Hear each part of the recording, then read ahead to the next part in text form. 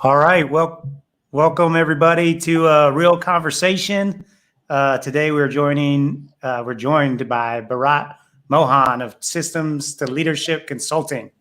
Before we jump into it and start diving in with Bharat, which I'm super excited to do, we have lots to talk about in terms of culture and how to implement them and what a good culture should look like. Obviously, that term gets thrown around so much. So looking forward to defining it and figuring out, best uses and best techniques. But before we get into that, I just want to mention briefly, go visit risingcoaches.com. If you're not already a member, check out the member benefits on our page.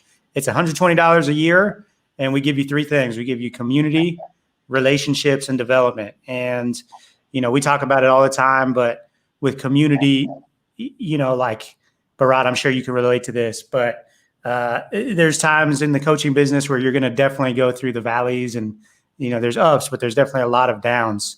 And, as supportive as family is and friends are, which is amazing, if they haven't lived it in the profession itself, there's always that translation that you got to make for them. And sometimes talking to somebody and having that support system of people who have been through it like you have is so invaluable. And then with our relationships that happen organically and actively in our membership, the big premium is on genuine relationships, not just exchanging a phone call or a name or a number and never talking again. We really strive to help our members create genuine relationships in the profession, which, like all businesses, but especially in athletics, your relationships and your network is really the most valuable thing you have. And then finally, the development. We're constantly bringing in experts like Bharat and many, many others to help you add to your toolbox and work on your craft so you can actually, not have to worry about playing politics, and you can just focus on being really, really good at coaching your team and impacting the lives that you're around daily. So, Bharat, that's my quick plug for Rising Coaches. Visit risingcoaches.com for more info. And now super excited to get into a real conversation with Bharat Mohan. Bharat, good afternoon. How are you doing, buddy? I'm doing great. How about yourself? Man, I get to talk for as long as you'll give me time. So I'm very, very excited to talk to you. I think Rising Coaches does great work. You talked about genuine relationships, and we'll talk a little bit about my background. I left the game of basketball for a little while. I'm still technically out of it, but reconnecting with it. And I'll tell you, in no other industry, no other place that I've been like 10 toes down in my life have I met people who build genuine relationships the way that coaches in basketball do. So I got to echo everything that you just said. No, I appreciate that. And you certainly came up through the basketball profession as a manager, right? Yeah, exactly. So I started at Rutgers men's basketball. I was a student manager there. This was back when we were in the Big East, so that dates me a little bit, right? I'm on the older side now. I was getting my economics major there. I was majoring in economics and getting my bachelor's there. And once I graduated, I went out to San Diego State. Coach Fisher gave me a graduate manager, graduate assistant spot on his staff, pursuing a master's in economics while I was there. And that econ background, there's a lot of statistics and econometrics, and the Houston Rockets like that. And they gave me some draft analytics work to do on the side while I was in undergrad and grad school. So some of the coolest jobs that you could possibly want to work on between the ages of 19 and 22, But I've always kind of really appreciated the diversity of work, diversity of experiences. I loved my time in basketball, but just thought there was a big world out there that I could learn from, right? So I left basketball, went to a corporate job doing data analytics at a large tech company here in San Diego, and I was on the people analytics team. So the outcome is about how do we improve the employee experience. It's not about business intelligence or marketing analytics. It's about what can we do to improve the employee experience outside of just giving more money or better benefits, right? And one of the ways that I helped contribute to that team was evaluating the effectiveness of our leadership development programs there. So which programs help people get promoted the fastest or see higher performance ratings after they go through these programs. And as I kind of talked to you on the phone a little bit about when we connected, you could have the smartest math person in the entire world, but if they don't understand the topic, you don't know how to measure things correctly. And when you're talking about research, you're not just answering questions, you're coming up with new questions, right? You're coming up with the most valuable questions you could possibly answer. So that project, I had to deep dive into what does leadership development look like, right? Like, what does leadership look like? How is it taught? What are some of the principles of it? And I really liked it. I felt I had a technical background, but I needed to kind of branch out a little bit more and connect the analytics with how do we change attitudes and behaviors in people? How can we improve people in terms of their leadership capacities? So left my corporate job, went to go get my PhD, studied that for 4 years, met an awesome classmate my very first year. If you're impressed by me, she's 10 times better than me. Her name's Dr. Alyssa Haddad. She worked in the Navy. She worked in the financial services sector, master's from business school. She taught a number of classes at the graduate and undergraduate level related to leadership and culture and group dynamics. So in 2019, when it came time to graduate, we put our heads together and we're like, what can we go do for a job? And we decided to form our own company. So that's what we've been doing for the last year, serving nonprofits, venture capital firms, corporate, higher ed. And when COVID hit, it just hit a natural reset. And I was like, you know what? I think there's some value for what we do here for the basketball community. Why don't I reconnect and see if there's any interest? And it's been awesome to reconnect and form those genuine relationships with people. People really are interested in the idea of leadership and culture and how that might be able to help them in their journey through the sport. And I'm just super stoked to be able to talk about that with people, you know? Yeah, absolutely. There's so much crossover between business and running, a basketball team or a football program, whatever.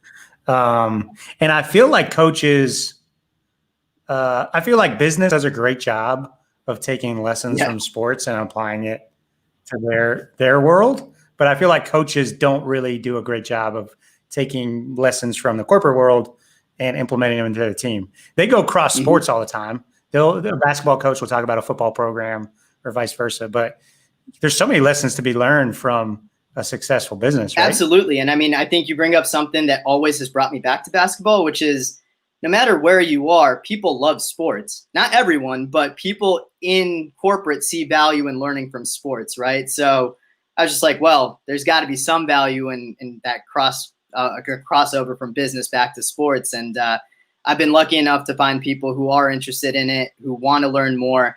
And the thing that I've heard from people in the basketball community over the last few months is I can point to experiences about everything that you're talking about. I just didn't really have words for it, right?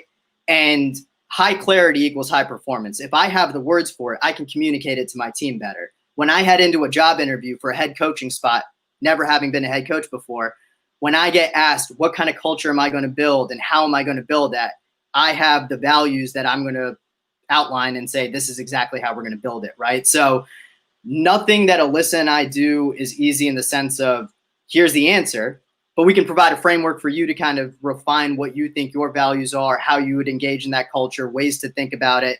And we can kind of be a sounding board as you're kind of working through that, So we love the work that we do. And I mean, I'm just so lucky that my business partner supports us going back to basketball and she's super interested in it. So, we're just having a great time. Okay, cool. Enough background. Let's get right to the good stuff. Got you. So one of the ways that you can think about culture, right? The way that we look at it is you can create it, you can embed it, and then you can change it. And that's a loop, right? You're constantly thinking about your culture and how you can do that as a loop because guess what? Reality is complex and difficult. Reality doesn't stop. And your culture is never static. It's always dynamic. You're always looking to create and then embed and then change and then reiterate, right? There's a researcher named Simon Sinek. And if you've been lucky enough to watch his TED Talk about Start With Why, I apologize for kind of, giving that background again. But if you haven't seen it yet, definitely check out the video. But I'll borrow from what he's saying on that, which is every organization and person knows what they do. A lot of them know how they do it, but very few know why they do it, right? And we can talk about the organizational level and we can also talk about the individual level. So 2 examples, right? Apple. I'm talking to you on my MacBook and I have an iPhone and I know you have an iPhone too because we've been iMessaging, right? There's no reason why they should be so much more successful than any other tech company. But here's the marketing message from every other tech company. We build great technology. We have great designs and the users like it. Go buy one. Apple, though, starts with their why. They say every single thing that we do challenges the status quo. We think differently about everything we do. How do we do it? We build technology that has sleek designs and users like to use it. go ahead and buy one because you buy into our message. People don't buy what you do, they buy why you do it, right? And if we're talking about the individual level, and I think it's a topic that's important to talk about with what's going on in society today, in the 1960s, 250,000 people showed up to listen to Martin Luther King Jr.'s speech, right? And the speech is, I have a dream. Not I have a plan, because plans tell you what to do and how to do it. But he sells you on the dream, the why, the beliefs, right? The values. And that's where culture starts. You have to know what your values are. You have to know what your why is, right? It's easier said than done. So you have to know what your why is. And one of the things that I tell people is you can know your personal why, but that doesn't necessarily translate to the team culture and the team whys, right? So an example in basketball, Adam, is we'll have coaches talk to us and be like, you know what, if I need to put up 3 core values on my board, right, that I want everyone in my team to buy into, hard work. I think hard work is important. I define myself by hard work. We define our program by hard work, right? I'm like, okay, cool. Here's the scenario. What happens if your best, most productive player, the one that's going to go play at the next level, the one that's responsible for your wins, is not your hardest worker? Are their minutes going to get cut? And some coaches are like, well, it depends. If they're the 15th hardest worker on the team, yeah, but if they're the second or third, I'm like, no. That's where we stop here. Because core values, your why, they're non-negotiable. There's no scenario in which you move away from those core values, right? So if you're a team where it's, I'm going to reward hard work, that's totally fine. But if there's any scenario in which it's hard work is not the one thing I'm rewarding each time and the behavior that I'm correcting, if it's not there, it can't be one of your 3 core values, right? So you really have to process what values make sense, how am I rewarding them, and how does that kind of make sense in terms of creating your culture. And this is a difficult process, right? You really have to come down to what's a core value and what's a flex value. A lot of times we think our flex values are core. We're like, we will never move away from them. Now, there are scenarios in which you're going to move away from some of them. What are the 3 or 4 values that you define as your core values? And you got to talk about it. You got to have your sounding board, right? You got to have that community who brings up, here are the ways that it's going to be an issue if you walk away from it. You know what I mean? So I love the example you give of, you know, if you talk about hard work and your best player isn't your hardest worker, yeah, because that's an example we can all relate to in the coaching world, 100%. And you all know, like, and coaches know that when they get a team where their best player is their hardest worker, it's like, okay, now we got a chance to do something special. Talk more about, I know you said it's a hard process to figure out what those values are and a core value versus a flex value. First of all, a flex value is what? A value that you're flexible on? Value would be, I do this 99% of the time. We define ourselves 99% of the time. It's very important to me. It's how I, like, first 10 words I describe myself, right? If there's ever a way that you move away from that at the team level, it's not a core value. You can have more core values for yourself as an individual. Adam, you can define yourself as a hard worker all you want. But when you take it to the team level and you're saying, this is how we unite our team, this is what's expected on our team, you can expect hard work day to day, right? But when you're talking about, as a coach, here are the decisions I'm making about the minutes and how we're going to do this, it doesn't mean that hard work doesn't matter. It just means that it's not rewarded 100% of the time. So I hope that kind of clarifies it a little bit. Yeah, absolutely. Absolutely. Are there any exercises that you give people to help them identify what their values are? Yeah, that's a great question. I mean, there are exercises that we do for idea generation. Okay, so Alyssa and I have something called values cards. 50 cards with values on the front, and on the back, there are actually definitions too, right? We're very intentional about how we pick them. And it's, you take 50 cards and you give them to whoever's in your group. We've done this with some nonprofits, and it's like 30 managers or whatever. We say, from this 50, pick your top 10. From those top 10, make your top 5. From those top 5, pick your top 3. And the 3 words you end up with aren't the goal. It's just, what was that process like? It's really hard to whittle down to make decisions between what matters more, my family or my spirituality, right? Hard work or whatever, intelligence or whatever, right? And you feel a sense of loss when you realize that you have to make a choice about these things.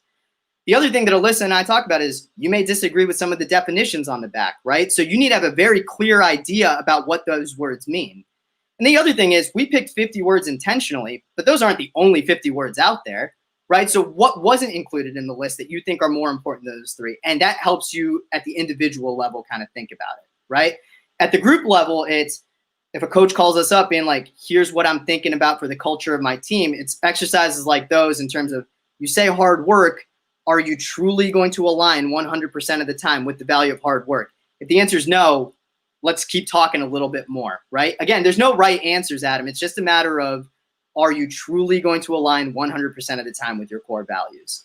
I can give you an example of a culture that I've thought about where there was some intention behind it that I think was good. So I got to talk to Trevor Woodruff, who's the coach of Bucknell women's basketball, right? And Coach Woodruff was saying, our 3 core values are tough, smart, together. TST is a hashtag he puts on his Twitter, right? So I asked him, like, how did you come down to those 3 when there's a million words out there, right? And he was like, I can't reverse engineer the process of how I landed on those 3. What I can tell you, though, is that there are 2 T's in there. Together comes after tough, because if we're together, it doesn't matter. We could be weak together. We could be dumb together, right? But tough and smart have to come before together. And in doing my own reflection of, if I were eligible to play for this culture, would I want to? I thought about it. I'm like, yeah, I would. And here's why. When I think of tough, the first thing that comes to my mind is physical toughness. I know there's mental toughness, but there's the first thing that comes to my mind with tough is physical. And then smart, that's everything up here, right? Mentally. And then together implies the emotional bond that you create with other people. So that culture right there, holistically, with those 3 core values that you can stick to every single day, imply the physical, mental, and emotional parts of this game. That last word brings in the fact that you're not doing this as an individual. And I think that culture kind of makes sense. For sure. I love it. Okay. So after you do the hard work of self-awareness and figuring out what you want to be about, now you got to embed it, right? Yeah. So Adam, the way that culture works is that it's first predicated on your beliefs and values, but those beliefs and values have to drive behavior, and not just of yourself, but of everyone on your team, because we're talking about a team culture, right? And the question is, how are you going to line up every single thing that you do in your program day to day to align with that culture, right? This is a good exercise in the sense that you always have to know that embedding is the next step. So as you're kind of figuring out what your core values are, you also have to keep in mind, well, how does that look in practice, right? You always start with your why. So I'll give you an example from Coach Maciarello at Siena men's basketball. Our why at Siena men's basketball is that we prepare young men for life, and we use basketball to do it. How do we do that? We create an atmosphere in which we reflect what real life is like during our basketball practices, during games, during our expectations outside in the classroom and stuff. What? So here's an example in practice. They do live drills in practice where they split up the team and it's competitive. You keep score about how the teams are doing. When the clock hits 000 and the drill's over, you have a winning team and you have a losing team. Losers go to the sideline for water and a break. Winners get on the baseline and they run sprints and suicides. Why? Because in life, when you win, you get rewarded with the opportunity to do more work. In a desk job, when you win a promotion, you don't just get to coast. You have more work to do now, right? And in basketball, when Siena men's basketball reaches their conference tournament, if they win that first day, they get the right to play tomorrow against conceivably a better team than they played against in the first day, right? So when you win, we're going to ingrain in you that you better be ready to do more work. That's your reward. Not going back home, sitting on the couch, eating Fruit Loops and watching Netflix. That's not the reward for winners. That's not how life works, right? So are you thinking at that level in terms of how do our practice behaviors reflect what our why is? Another example that I'll give you, I was on a conference call with Coach Musselman of Arkansas basketball, and he was talking about his time at Nevada. His second year as head coach there, he really felt that he had an NCAA team. So the locker room code for the guys to get into the locker room before they could go do whatever they need to do for basketball was the date of Selection Sunday. So every time that they're going into the locker room to go do what they need to do, they have to type in the date of Selection Sunday, and that why is explained to them. That may seem like the stupidest, smallest detail, but that's literally speaking into existence what our goals are, what our values are. Our culture is we want to win, and this is how we're going to do it, right? So I hope those examples kind of make some sense in terms of embedding a culture and just how detail-oriented you have to be. Yeah, I love those examples. And a huge shout-out to Coach Carm, who's a big contributor of ours. And he is an amazing, amazing man. I've been blessed to work for Coach Fisher and some Hall of Fame coaches, but Coach Carm, man, like his detail orientation around culture is phenomenal, right? So I hear you. And as real and genuine as a person as you'll Absolutely. find. Just a great guy to connect with. And as you talked about, genuine relationships are all it's about, man. I'll say one last thing about this, Adam. This framework, again, it's not easy, but I think it's a good image for up and coming coaches to have, right? When you talk about culture, you want one eye in a microscope, looking at all the little tiny details of these microscopic things that you're doing day to day. Simultaneously, your other eye is in a telescope, looking at the big picture, okay? And everything between the tiny little microscopic details and the big picture that you're seeing in the sky have to align. It's not easy, but you have to juggle both of these things in terms of building a culture for your program where it's what I want our core values have to be, what I want our core values to be, have to be reflected in our day-to-day, and these day-to-day things build up to the overall culture that we want deep into the future as well. I love it. All right, I have a question that I ask a lot of guests. Yeah. This came to my mind. Like, I got to ask them right now. You talk about speaking things into existence with your Eric Musselman example where they're punching in the date of Selection Sunday to unlock the door to the locker room. Okay. Is perception reality? No, that's a great question. No, it's not. You can have plenty of people with pie in the sky ideas about how they think things are going. But that doesn't mean that there's no relationship. If you do things correctly, if you're willing to put in the work, you can make perception your reality, right? But it's not as simple as is perception reality. There are plenty of teams that I'm sure is like, our goal is to hear our names on Selection Sunday, and they're not willing to do the day-to-day stuff, right? Every single thing in the process, commitment to doing everything right each and every day, that's hard work, and people can fall off it, right? The thing that I say to you, Adam, about perception being a reality is that you have a lot more control than you think you do about things. The way that I explain it is best case scenario is you get to play 40 games in a college basketball season. And let's say coach tells you you get to play all 40 minutes every game. You're playing 1,600 minutes of college basketball at the Division I level in one season. There's 525,600 minutes in an entire calendar year. 0.3% of your time will be spent playing college basketball at a competitive level in 1 year. So the question is, what are you doing the other 99.7%, right? Is everything in preparation for that Selection Sunday date, right? So it's your job to make sure that your perception matches up with your reality. And a whole lot of people like to post on Instagram and Twitter about what they're doing, but it doesn't matter, man. Like, you have to do that work, you know? I love it. Okay, this is a real conversation with Bharat Mohan of System to Leadership Consulting. Everyone talks about culture. We're actually spending this hour defining what culture is and how to embed it. Okay, so we've created our culture. We've started to embed it. Did we finish embedding it? Yeah. We can move on. Yeah. Okay. And then the third piece of it is changing it. Yeah. And this is the most difficult thing for people to understand, because by definition, your core values shouldn't change, right? By definition, I told you that's what you're doing 100% of the time.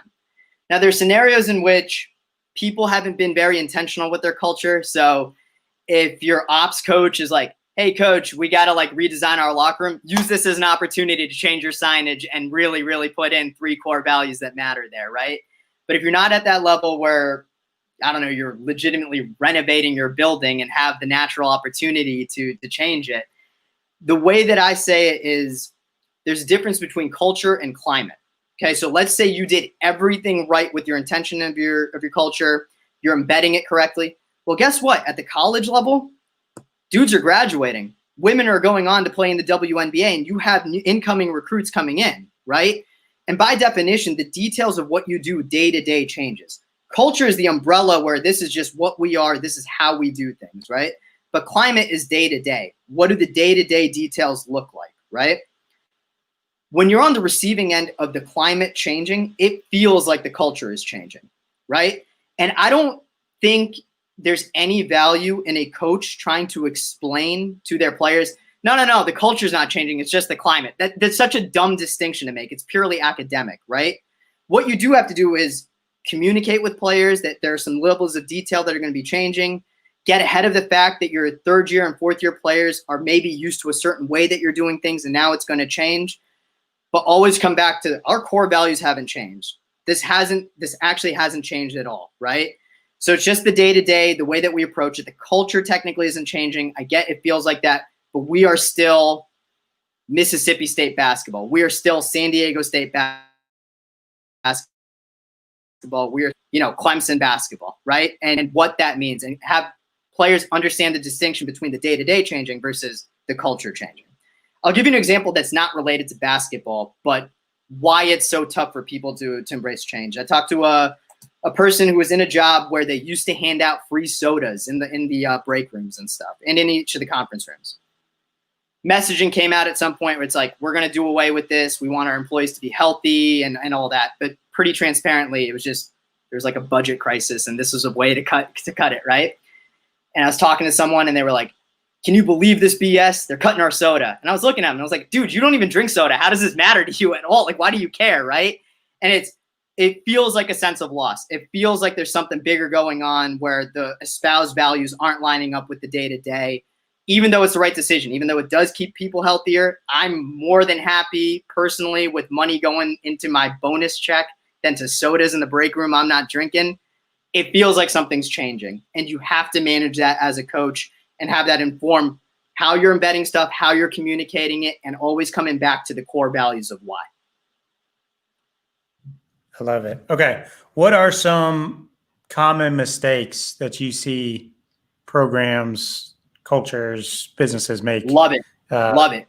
The biggest thing is, number one, you don't give a crap about the relationships you're building. They're not genuine, and there's no trust involved. You can communicate till you're blue in the face, but it does not matter if you don't have the buy-in from people about, yeah, I think they're telling me the truth about the culture, right? And what the core values are.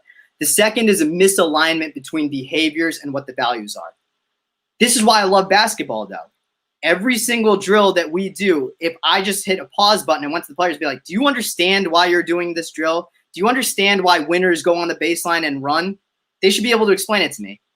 In the office, how often is there a day-to-day drill that you're doing that aligns with the cultural values, right? The next thing is that you see people getting rewarded despite these values being thrown in your face. Some people say, we value relationships, and we value, treating each other with respect, and we value partnerships. Like, dude, I see this vice president, and I know how they got there. They treated people like absolute garbage. You know what I mean? Like, there's no way you can claim these things, and that actually makes people really angry, right? Purely a basketball sense, what I'd say the biggest challenge is that I've already explained to you how hard it is to create a culture for your players and your team.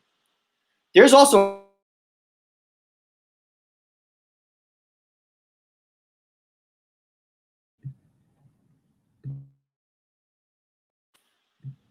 Hey, did I lose you out? You hear me? We got your back. Yep. Perfect. So what I was saying is there is nowhere to hide in basketball. There's at most 15 players or so. There's a coaching staff of maybe 6 people, some ancillary staff.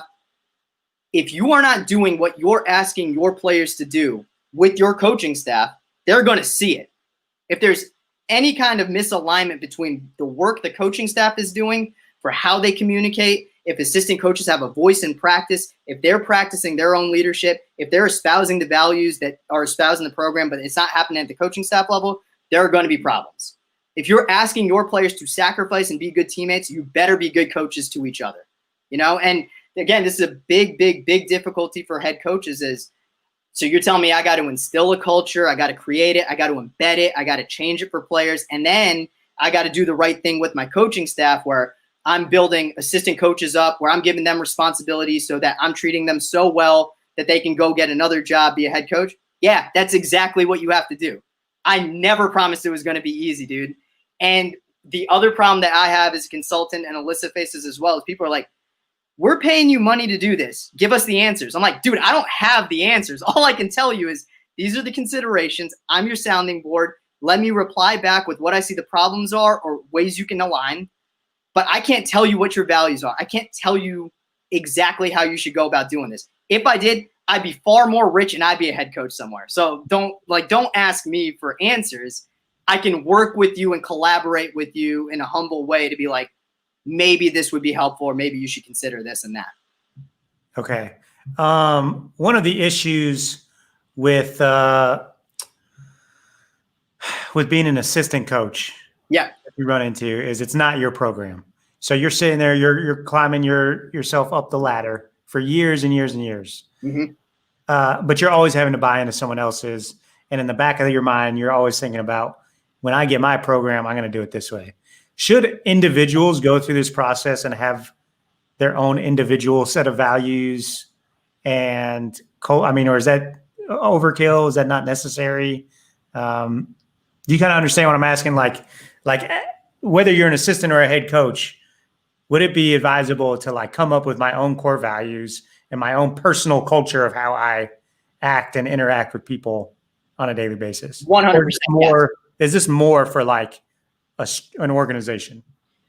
You cannot bring yourself to a team if you don't understand yourself. You cannot create genuine relationships, or they're not going to be as high of ceiling as possible if you don't know your own identity.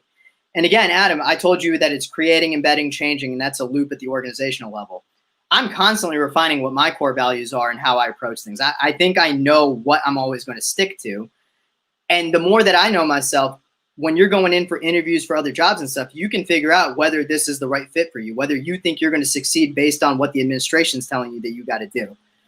What I would say is this: the dominant strategy in whatever role you're in, if you're an assistant coach, be 10 toes down. Be fully where you are, where your feet are. Do not break the culture. Do not make the head coach's job any harder, because the more success you have as a team, you're going to get looks for your job. That doesn't mean that you think everything is done perfect or you're going to adopt exactly the way it is at wherever you are for your next job, right? So do some reflection, and that's a big piece of it, is self-awareness and reflection, taking the time to do kind of like an autopsy post-mortem after the season's over about how things went, where your voice was, what you think. But also game to game, day to day, you should set aside some time to figure out who you are as an individual, what you would do if you had your own program, how you would do things differently, what you would borrow from the coaching staff that you're with right now that works. But what are some things that you're like, that's just not authentically me, and I kind of got to change some stuff up a little bit. Okay. Let's get into some of the like learning styles, the single loop, double loop. Yeah. And all that Absolutely. stuff. So there are some principles of learning organizations, right? And this comes back to in order of how it should be, the why, the how, and the what. Okay. You will always care about results, right? A lot of organizations use the what to then inform the results, and then there's a loop, right? So here's what I do. Here are the results that I got. I don't like the results. Let me change what I do. Let me see what the results are now. Okay, let's keep doing this because this works, and then we can adjust this. That's single loop learning, right? And that asks the question, are we doing things the right way? Okay. Then on the second level, you add the how. Okay. So this is, you're looking more into your processes about how this works, right? So how you do things informs the what that you do, which informs the results that you get. And then it influences the how you do things again, which influences the what and how. And that's double loop learning. The question you're answering there is, are we even doing the right things? So not the right way, but are we doing the right things, period, right? And triple loop learning adds in the why, right? And the question is, how am I deciding what is right? Okay, and that's where the culture and the values all come in. I've had a lot of discussions about how this applies to me personally, right? When I'm asking myself that triple loop learning question about how am I deciding what's right, I'm trying to get back into basketball and do some consulting with leadership and culture, right? My entire network, from Rutgers men's basketball, San Diego State men's basketball, the Houston Rockets, the people that I've been talking to on coaches calls, are all on the men's basketball side. I love basketball, and I'm ignoring 50% of the game here. There's some really talented women out there and really talented women's basketball programs. And I've seen some of the stuff that they've talked about on coaches calls where the women's game actually, when they're recruiting, they have a very clear definition of what their core values are. I've seen a mission statement from UCLA women's basketball. They're incredibly committed to community service and developing leaders in their players to go do something in their communities outside of just when the ball's bouncing, right? And there's so much that I can take from that game, but I need to be more intentional about going that way, about how am I deciding what's right, right? So I need to be more intentional about reaching out to people in the women's game, seeing what I can learn from them, and then bring it back to the concept about leadership and culture building, right? So all programs should be trying to do this. Again, it's a lot of work, but you have to do it, right? So you got to look into the why, the how, and the what in order to truly keep iterating and growing as a program in terms of your culture. Okay, if anybody, whether they're a coach or they work in a business or whatever, is interested in working with you, where do they go?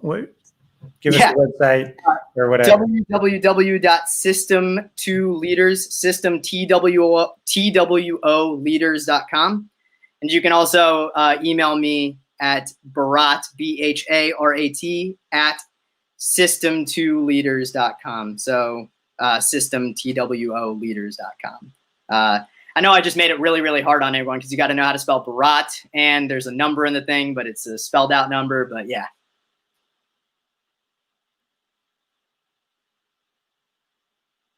All good. Yeah. Sorry, I was putting the website up. There it is. Right. Oh, nailed it. Right. Thank you so much. That's helpful.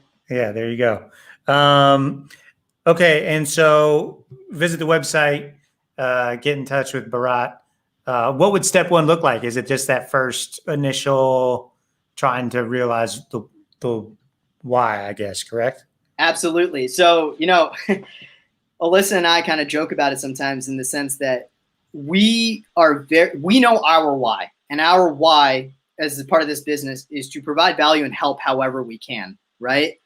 And in a business sense about scaling the business, we actually do it in the stupidest possible way, which is we want to form genuine relationships with customized solutions for each and every person that comes through our way where we think that we might be able to help, right? So based on the needs of a program, it kind of depends. So there are some coaches who they could be like, here are the core values that we have. Here's how we do things. And I'd be like, okay, cool. Like we're very far along in the process now. And there could be another coach that comes through and be like, here are the core values. And I'm like, got it. So let me ask you a couple of questions. Let's go back to the drawing board together and really, really refine what this looks like, right? So I know it's not a great answer about what the first step would look like, but really it would just be a genuine conversation, as we talked about like, where are you? Where are the pain points? What have you identified as the things that you think we may be able to help with? And let's go from there, right? The thing that we've really committed to in terms of the basketball sense of culture is, as you've said earlier, big buzzword that a lot of people talk about. I've never actually heard it defined incorrectly. People always talk about it in terms of values and beliefs and how it drives behaviors. And then that's where I've heard the conversation stop. I'm like, it'd be really helpful to hear examples about how coaches have embedded this, right? Or what this looks like in terms of the absolute minute details about how basketball coaches have wound up doing this. So that's where we think we could help, just kind of like, well, here's some things that we've heard that people have done, and this is what it looks like. Let's map out some creative things that we could do with you, Bharat, what's the biggest thing you've learned from your clients? The biggest thing I've learned, man,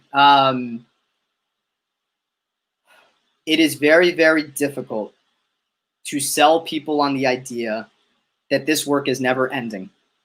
There's no goal in mind where it just stops. Like, it's not like, okay, we got our core values and now we have this well-oiled machine where the culture just operates and we're done, right?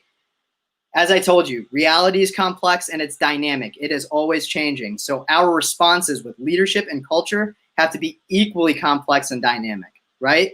So just because you feel like you've gotten to a good spot with your culture or where you are in terms of how you're practicing your leadership, there's always tools to add to the toolbox. And people hate that. They're like, what am I paying you for if you're telling me I got to keep doing more work and iterating this, right?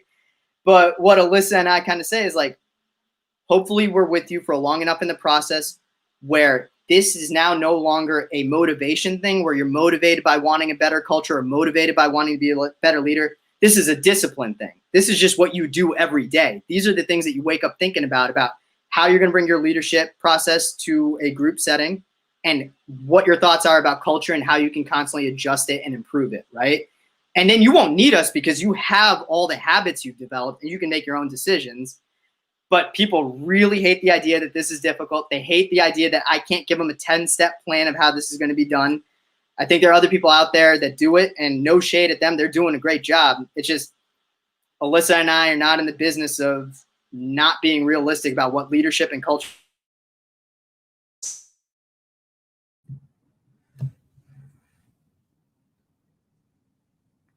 Bharat, we lost you. No, there we go. Yeah. I think we got you. I was just going to end on, if there are people who are willing to sit in that discomfort and embrace the uncertainty of reality, we're the right people for you. Like we can work with you on that. But if what you want is like a plan and actions of like, here are the steps that we take and the stages. This stuff doesn't happen in steps and stages. I don't know what to tell you, you know? The only caveat that I'd say is, like, I've been talking to some high school teams, and the approach there is a little bit different. High school players are learning about the world, you know? Like, they're learning about their place in the world and how they're making sense. So we're okay with kind of being like, we don't need to sell you on exactly how difficult leadership is. We're just putting stuff on your plate and on your radar about things that you can practice to go be a more effective leader as you kind of grow and you get your experiences.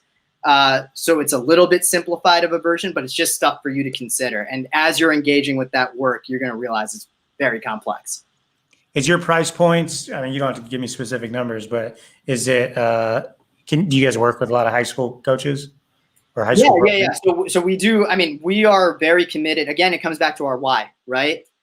If we can help coaches who have access to young people and we can influence them to think about things outside of just basketball, or use basketball as a vehicle to go be better leaders in their community, to build cultures in which those young people can thrive and succeed, we'd love to.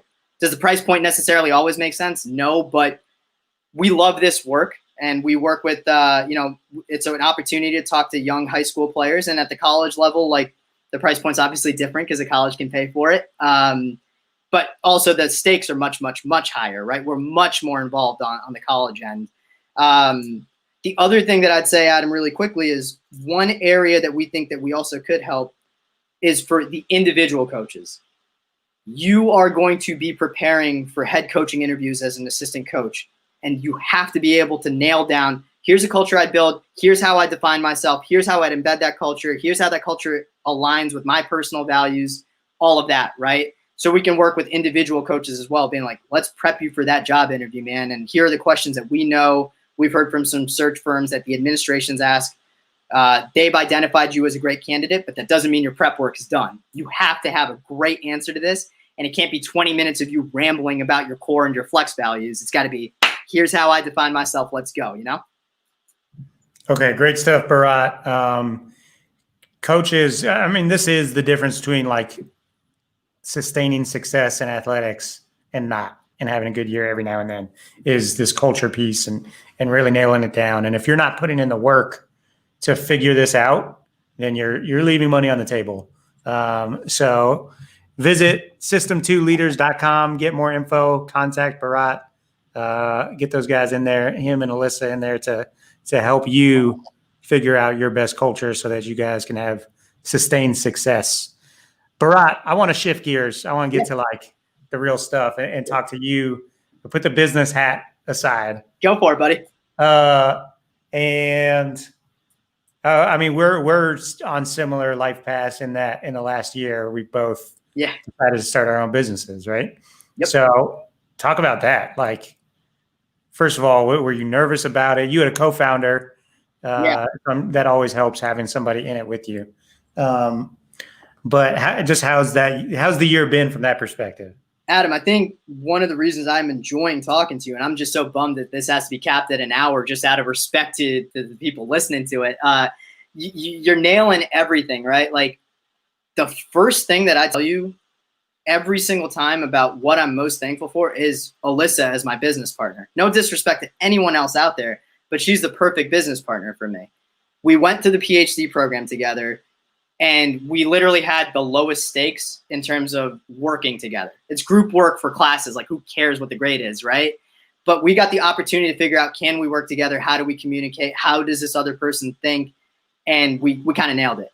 I tell her all the time, I have friends who I get along with. We would never get a lick of work done if we were working together. And I got some other friends who I think I could do great work with.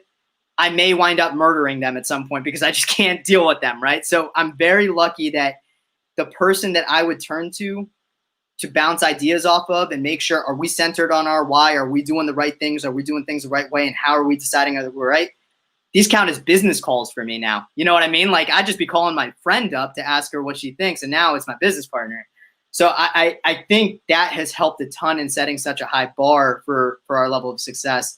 In terms of nervousness, full disclosure, I'm extremely privileged to be in the situation that I'm in. I was on full scholarship for my PhD, so I didn't have to pay a dime for that, so I'm not in debt. And I live at home with my parents now, right? So, like, I don't have to worry about rent in San Diego. So I don't want anyone to think that it's an easy route. I'm just taking full advantage of being born on third base, honestly, you know? And I just think that's really, really important to acknowledge, is that a lot of people out there aren't privileged enough to be in this situation. That is also what motivates and drives me, though. I have responsibility to advocate for people who don't have the opportunities that I have, to make their experience either at work or whatever group they're working with better. For a lot of people, that is like they're playing basketball and this is their path to a better life. All right, let's make that experience great, and let's get you thinking about leadership and culture. I love what I do. The first year was good. COVID hit, and I guess that's when it was kind of a little bit nerve-wracking. But if you have the privilege, you have the responsibility to find opportunities to have something positive come out of it, and I get to reconnect with the basketball community. I get to hang out with you and talk to you for an hour, man. Like, when was that ever going to happen before? So I'm super thankful for it. I think I'm always energized every day. I go to bed saying I'm thankful for what I did with my day, and I wake up every morning being like, I get to do this. Not I have to do it. I get to do it, right? So I couldn't be happier, man. What about the days? All right, every entrepreneur goes through this, right? You got days where you're just like, what the hell am I doing? I could have gotten I could have gotten a real job. Like, I hear had a guaranteed salary. I got the right person in my corner as my business partner, right? So as you talked about, right, the genuine relationships, right? And to bring it back to rising coaches, I mean, you need the people in your corner. And I know you have a wife, and I know you have a 2-year-old, right? And I know you got those people in your life. You need other people. You need the best board of directors you can have. You need the best team that you have. When you have a basketball background like us, you want to be around people who make you better. And I think I'm just very, very thankful for that. And really quick, Adam, I want to add this in terms of how much I value rising coaches. I want to throw a shout out because I used to be a manager. There's something that I know that you sponsor. I think the label is called Grow the Game, right? Yeah. And there's some student managers there. I've attended one session, and I'm pissed that I haven't attended more. So just really quickly, Jake Serrata, I hope I pronounced that last name right, manager for Clemson basketball. Ashton Pills, manager for Kansas basketball. And I had the opportunity to connect with Tommy Holmes at Oklahoma State men's basketball, who shot me a really nice good luck text this morning. And Ricky Weeps, he's going to be a sophomore at Arizona State, and he's the manager. When you talk about genuine connections, the way that they have organized that group to truly form genuine connections, I mean, I felt weird because these people already know each other, and they were like family joking around. I'm like, I feel like the 30-year-old guy going back to a frat party in college. Like, I have no idea what's going on here. All of you getting along. The community that they have created is so unbelievable that when you're talking about the difficult days for an entrepreneur, they're going to be difficult days for a coach, and they have that community there. So they deserve all the credit in the world for what they put together, and you deserve a lot of credit for the support that you provided to allow for that, man. Well, I appreciate it, Bharat, and I'm glad you found your way to Grow the Game, because you're right. What Ashton and Jake has done to kind of use the Rising Coaches umbrella to create yet another community to connect, people at their level, at the managerial positions, and support each other, and that is the most rewarding part of. I mean, it's unbelievable, Adam. I always used to pride myself on what I thought. I thought I was a pretty good student manager and grad assistant.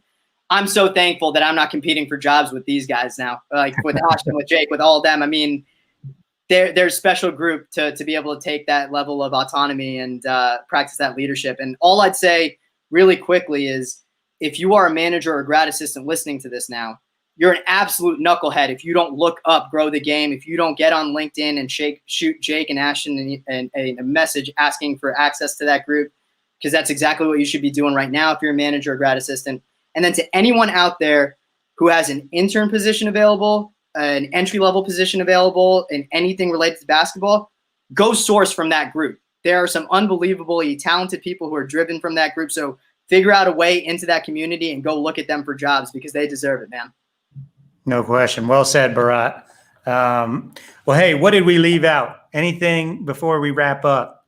Anything that we didn't cover? If you want to talk about? So you generated some thoughts. Like, you were talking about sustained success before we went down this round. I'm sorry for going off on a tangent. You talked about how building a culture intentionally creates sustained success, right? I want to just highlight the fact that some coaches sometimes, or some people sometimes, are like, this is too much work. There's too much to do day to day.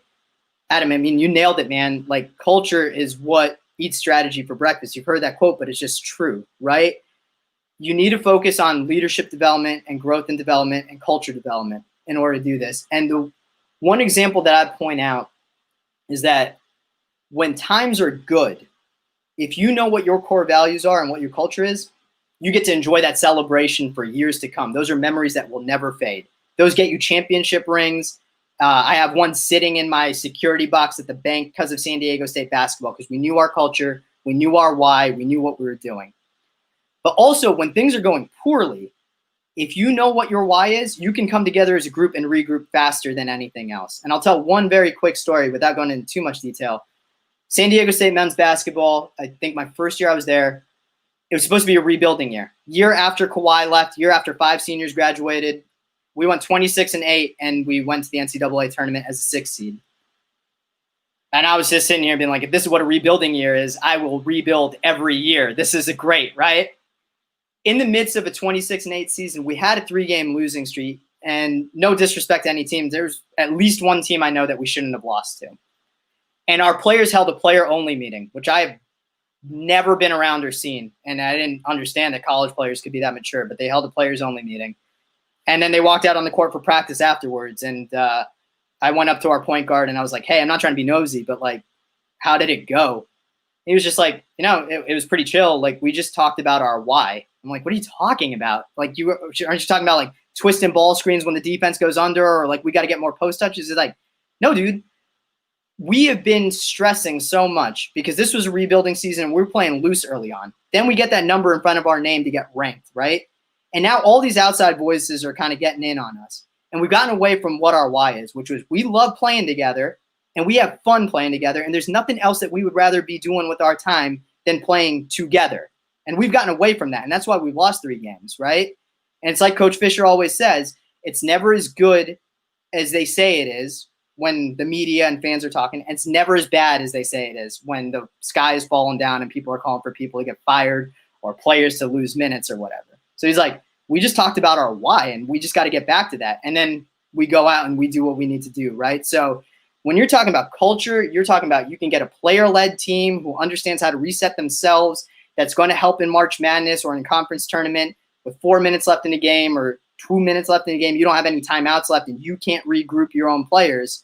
Well, your culture is going to help with that, man. So I just think it's the height of importance, and make sure you prioritize it. Bharat, why does every team seem to go through that slide? So this comes back to what you asked me about corporate or with my clients and what I've learned, which is we constantly gravitate towards making our lives simple, right? And sometimes our culture is dependent on the context that we're in. It's easy for San Diego State basketball in a rebuilding year to have fun and play loose and love each other and play together when it's early in the season and nobody has any expectations for us at all. But as we start winning, the expectations change. That shouldn't change your culture. That shouldn't change how much you commit to your culture. But unfortunately we did, right? Because you're dealing with a bunch of teenagers where it's like, I'm reading some stuff online and this is very exciting that we have a number in front of our name now, right? I cannot begin to tell you that how proud I am of that team for being able to come back together, right? But a lot of teams don't.